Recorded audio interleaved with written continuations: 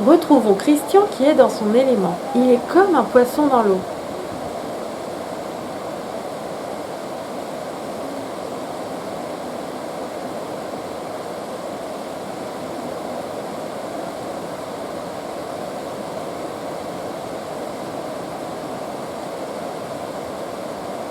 Encore une belle truite.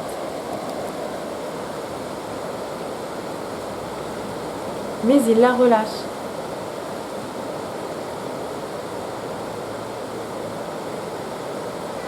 Erosahei l'erbeto, Erosahei l'erbeto, au pratenderdea, et che sai daiaire, et che sai daiaire, che son sur la via, e affluenze a Giovanni, e che volan Dio, si granci baula, mesche cauche partisi, giuchi e 3000 ans, che Giovannaimo Florence, Florenzaimo Giovanni, e lo sai la leve,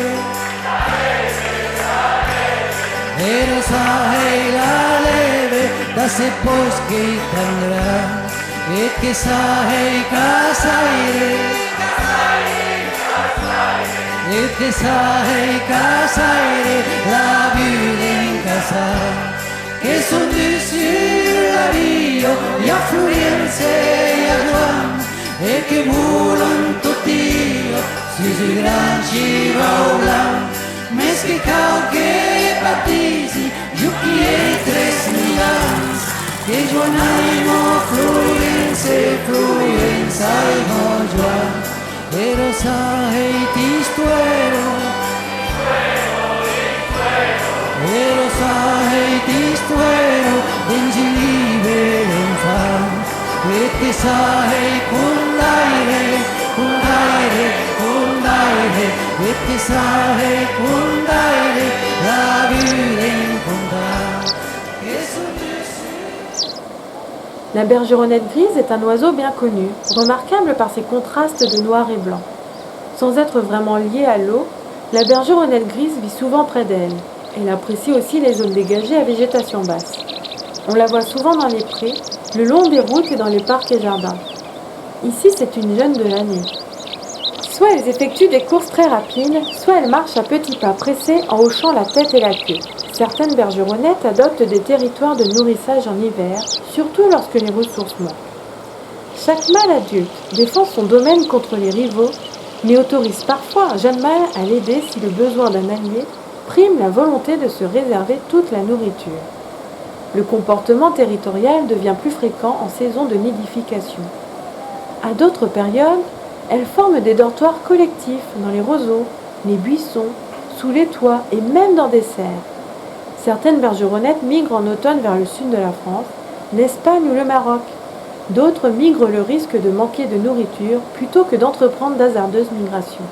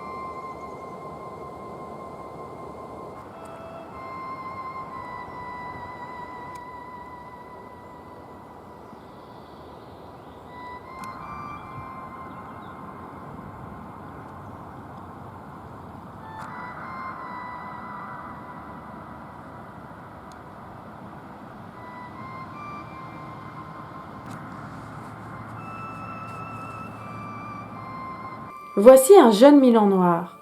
L'espèce peut être observée dans nombreux types d'habitats. Néanmoins, sa préférence va aux vallées de montagne et aux terrains bas. Le site choisi doit tenir compte de deux impératifs. Premièrement, la présence de grands arbres ou d'escarpements rocheux favorables à la nidification. Deuxièmement, la proximité du cours d'eau, de lacs ou d'étangs qui sont nécessaires à son approvisionnement et à son alimentation. Le milan noir peut également stationner en bordure des villes. Le milan noir n'est pas un très bon chasseur, mais il est pourtant capable de faire des acrobaties aériennes spectaculaires pour trouver sa nourriture. On le voit souvent planer très lentement à faible hauteur, pratiquement immobile, à la recherche d'une proie facile, la proie, jeune oiseau, ou d'une charogne. Quand un poisson mort dérive sur une rivière, un fleuve ou un lac, et que le milan le repère en volant, il descend sur lui en effectuant une série de glissades, de piquets et de dérapages spectaculaires. Rasant l'eau, il attrape le cadavre d'une patte et va manger son repas sur un perchoir. Charognard, il repère rapidement les cadavres des rongeurs ou des oiseaux. Il chasse également les insectes en vol.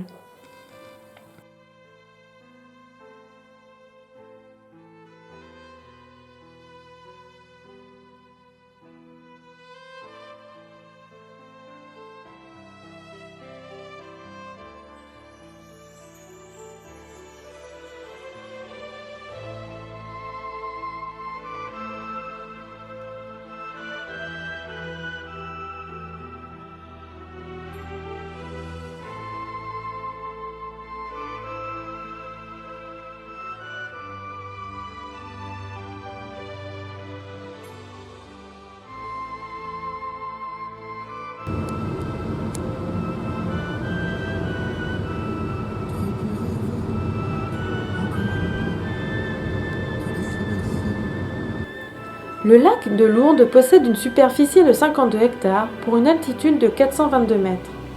Il est le seul lac glaciaire de basse altitude dans cette partie des Pyrénées. Il est formé par l'accumulation de l'eau derrière la moraine de l'ancien glacier d'Argelès, Gave de Pau. Ce lac a perdu une partie importante de sa superficie initiale, maintenant occupée par une zone marécageuse. Les tourbières et ce lac sont un site du réseau Natura 2000.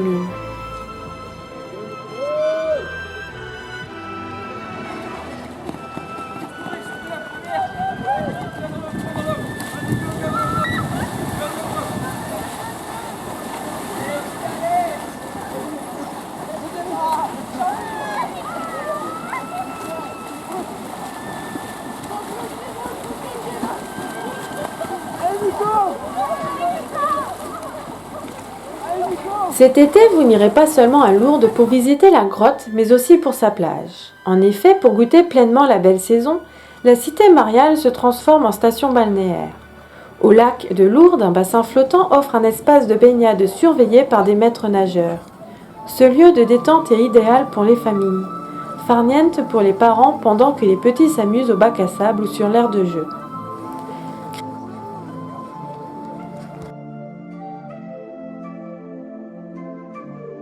Christian et Dominique nous entraînent visiter le jardin Masset à Tarbes. C'est un jardin labellisé Jardin remarquable. C'est un parc paysager du milieu du XIXe siècle, clôturé par une grille monumentale de 1,2 km de longueur, située en plein centre-ville, ouvert au public toute l'année. Il se compose entre autres d'allées et de pelouses, de 2 lacs et de canaux en galets alimentés en eau. La décoration florale représente la plantation de 50 000 plantes à massif chaque année. Il est également pourvu d'aires de pique-nique en sous-bois, d'un jardin aquatique, d'un espace de jeu pour enfants. La flore de ce jardin est composée d'un grand nombre de végétaux, d'origine exotique et européenne, remarquables par leur beauté et la diversité de leurs essences. On y dénombre ainsi 1500 arbres, la plupart centenaires, et 3800 arbustes.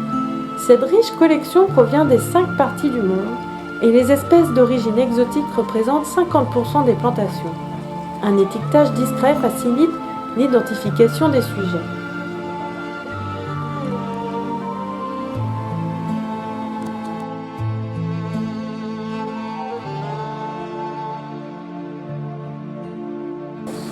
De nouveau sur les rails. Âgé de 44 ans et après 3 années de repos, Racheté par la mairie de Tarbes et entièrement rénové, le petit train du jardin Masset a repris du service depuis le 20 avril 2013 pour le bonheur des petits et de leurs parents aussi.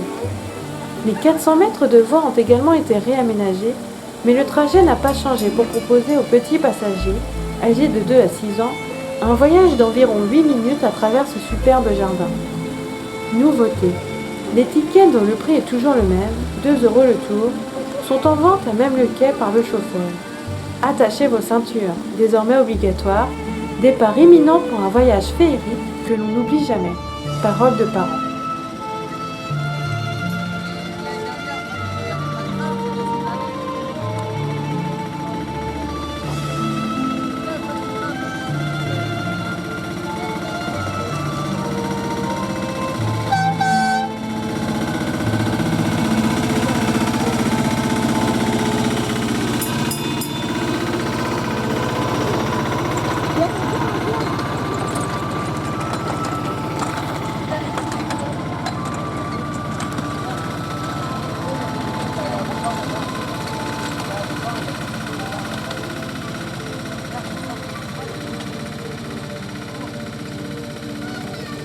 L'orangerie. La serre, réhabilitée en 1981, est occupée par une collection de plantes succulentes constituées en partie de cactées.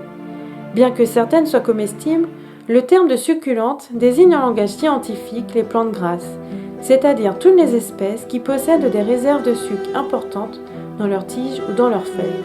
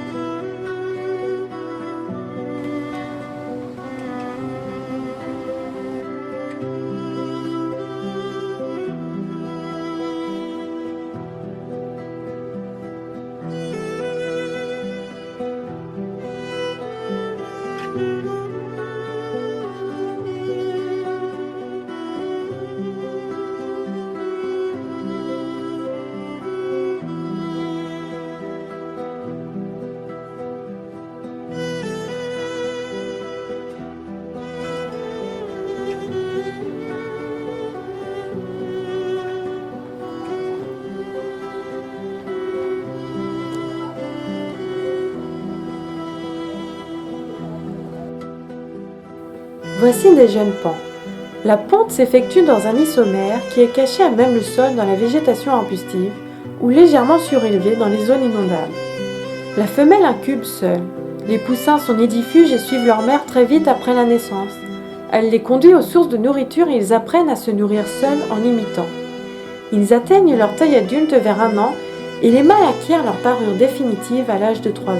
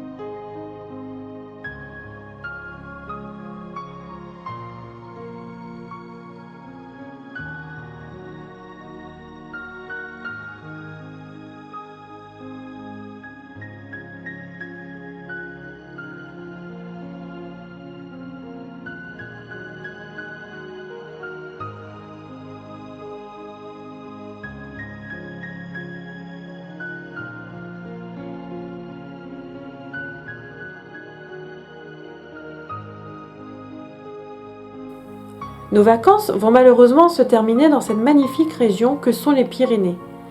Dernier site visité, le barrage de la Raidar. Le barrage fut achevé en 1995 et la première campagne d'exploitation débuta en été 1996. Sa superficie est de 110 hectares pour un volume de 10 800 000 m3. Il fut créé pour répondre aux besoins d'irrigation des cultures. Le lac connaît une période de remplissage de décembre à mai et une période de vidange de juin à novembre. Le lac connaît une faune piscicole variée. En effet, que vous soyez pêcheur, au cou ou au carnassier, vous trouverez votre compte notamment avec le poisson roi du lac, le sandre. Les perches ainsi que les jeunes carpes et les gardons sont présents en abondance.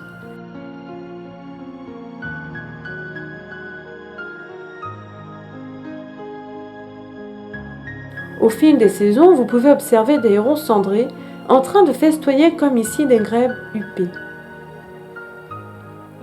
C'est un oiseau assez peu farouche. Cet excellent nageur et plongeur peut s'enfoncer à 20 mètres, généralement 4-6 mètres, pendant 3 minutes au maximum.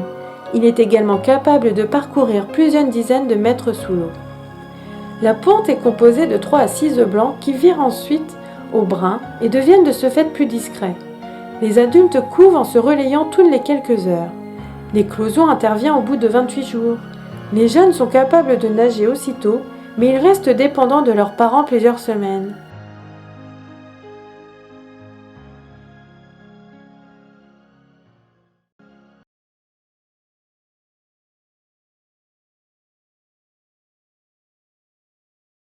Allez, au revoir, mais je pense que nous reviendrons, car nous n'avons pas tout vu et loin de là.